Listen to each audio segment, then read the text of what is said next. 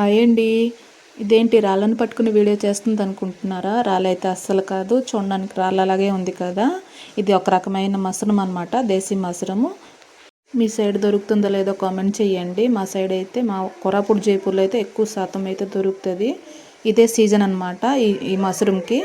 ఈ మష్రూమ్కి అయితే మట్టి అయితే ఎక్కువగా ఉంటుంది కదా, అందుకే ఒక్కొక్కటిగా నీట్గా అయితే ఇలా క్లీన్ చేసుకోండి.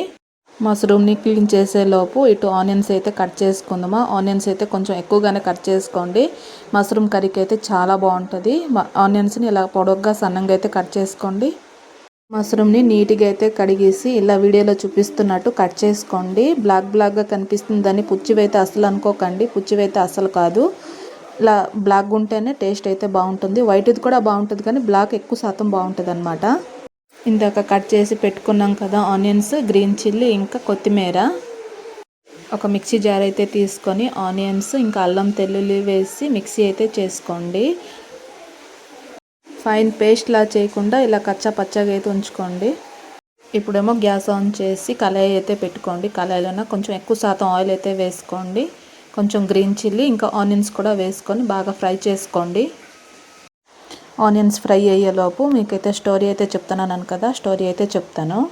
ఊర్లో అయితే అత్త కోడలు అయితే ఉంటారు. అత్తగారు అనమాట 5 days గురించి ఊరైతే వెళ్తారు. ఆ ఊరెళ్ళే టైంలో ఈ కోడలికి అనమాట ఎటో తినాలనిపించి బూరెలు అయితే తయారు చేసుకొని ఉంచుకుంటుంది అనమాట.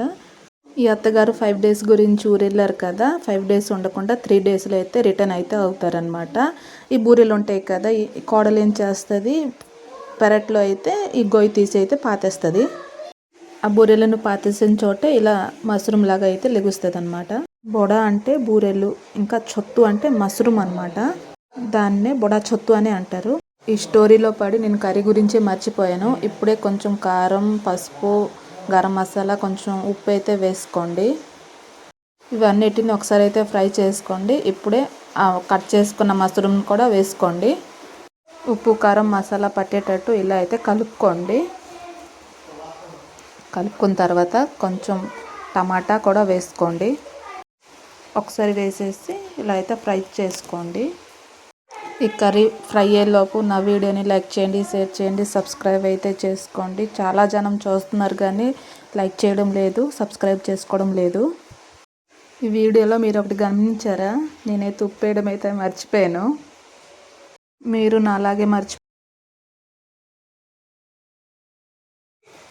టేస్టీ బోరా చొత్తు కర్రీ అయితే రెడీ. సబ్స్క్రైబ్.